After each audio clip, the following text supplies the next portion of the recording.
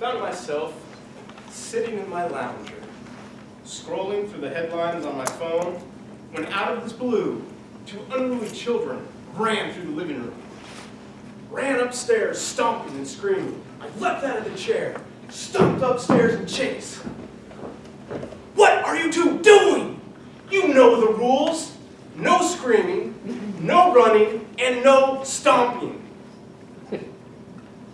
Mr. Toastmaster, friends. It was shortly after the phrase, "I am not screaming. Do you want to hear screaming?" that I heard the calming, soothing, angelic voice. "We need to talk." "Grandma? Is that you?" "No, it's your wife, you moron." On the right shoulder.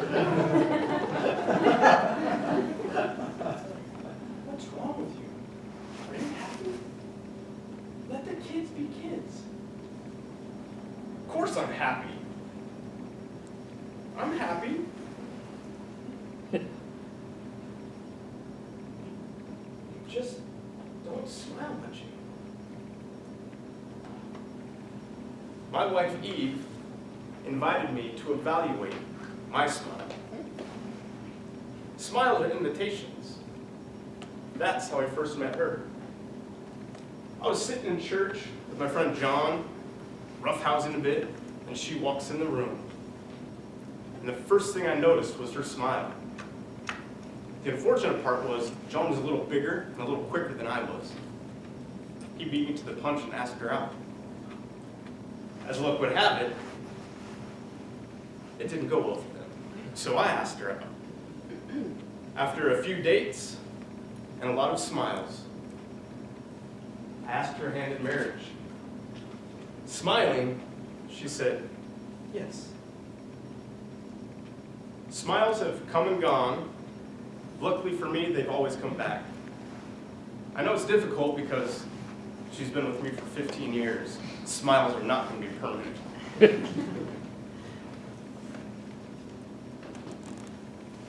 Smiles are also a cure. I'm going to tell you a thing about smiles. When you smile, your body releases endorphins. I want everyone that has a pen, and I see most of you do because we're all Toastmasters, to get that pen out, place it between your two fingers like so. I want you to show me the biggest teeth-baring grin you can and bite down on that pencil or pen. Excellent. Got it? Got it. Nice job. You can stop now. I don't want lockjaw. What you've just done, beyond smiling, is you have released those endorphins into your bloodstream. Endorphins are amazing. They react with your brain. When they react with your brain, they react with the opiate reactors in your brain. And those receptors, you know what they do? They send endorphins through your bloodstream. A feeling of euphoria, a feel-good feeling. And it's a feeling of pain reduction. Smiles are a cure. When I was 6 years old, my dad took me to visit Bob Peabody. I was scared to death when I first saw Bob Peabody. Bob Peabody had cancer, and it wasn't a normal cancer that I've heard about. It was a cancer of the mouth. He had a bandage covering the left and right side of his face, all the way up about to his nose. I couldn't see his smile.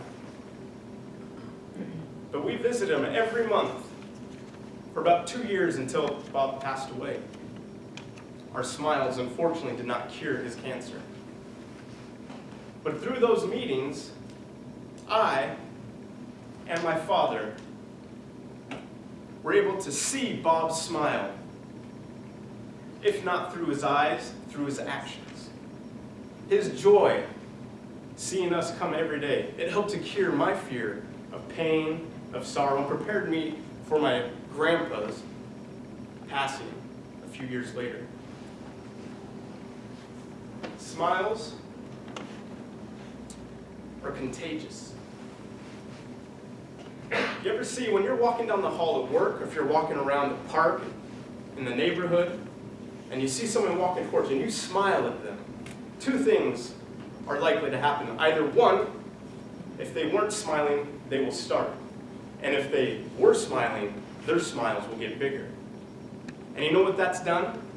You have just relieved someone's pain, whether you know it or not and whether they need it or not. You've relieved someone's pain. When my son comes home from school with a frowny face, I have to say a variation of this phrase to him. Don't smile. Don't you smile. Within seconds, he has an ear-to-ear grin. Smiles are contagious. They're a cure. I invite you all to smile. Smile for everyone. It's a cure. It's contagious. And here I find myself sitting in the lounge room, scrolling through the headlines on my phone, when out of the blue, two unruly kids stomp through the house, screaming as they run upstairs. In a fit of rage, I jump out of the chair, stomp upstairs, and accept their invitation to smile.